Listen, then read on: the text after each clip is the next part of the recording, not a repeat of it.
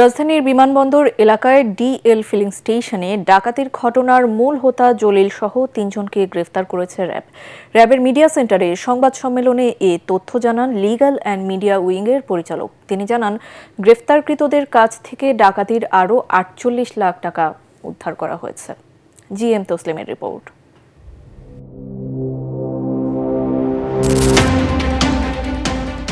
বিমানবন্দর এলাকার ক্রাউন প্লাজার সামনে গত ৯ আগস্ট ঘটে এই দুর্ধর্ষ ডাকাতির ঘটনা।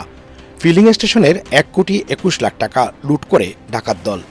র্যাব জানায় ৩টি মোটরসাইকেলে ৬ জন সহ মোট ৯ জন এই ডাকাতিতে অংশ নেয়।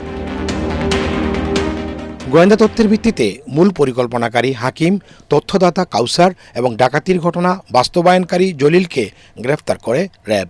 হাকিমের কাছ থেকে উদ্ধার করা হয় বিদেশি পিস্তল, গুলি, হ্যান্ডকাপ এবং ওয়্যারলেস সেট। পরে জলিলের দেয়া তথ্যের ভিত্তিতে উদ্ধার করা হয় লুণ্ঠিত আরও ৪৮ লাখ টাকা। ডাকাতি সফল হওয়ার পর তারা নিজেদের মধ্যে এই টাকাগুলো ভাগ করে নেয়। মেইন যে সর্দার অর্থাৎ জলিল মোল্লা আনুমানিক ৫৩ লক্ষ টাকা তার কাছে রাখে। তার আরেকজন সহযোগী ছিল সাগর বড়াই, সে আনুমানিক ১৪ লক্ষ টাকা ভাগে নেয় এবং ডাকাতির সময় তার হাতেও পিস্তল ছিল। ইতিমধ্যে ডিবি কর্তৃক গ্রেফতারকৃত হয়েছেন এবং তার কাছ থেকে আনুমানিক ১২ লক্ষ টাকা সে সময় উদ্ধার করা হয়েছে। জিজ্ঞাসাবাদে জলিল মতিঝিলে সংগঠিত ১৭ লাখ টাকার বৈদেশিক মুদ্রা ডাকাতির সঙ্গেও জড়িত থাকার কথা স্বীকার করে।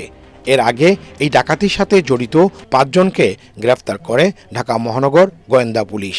এদিকে র্যাবের মুখপাত্র সাংবাদিকদের জানান, নতুন আইনে এসআরবি কিভাবে কাজ করবে সেটি নির্ধারণ করবে সরকার।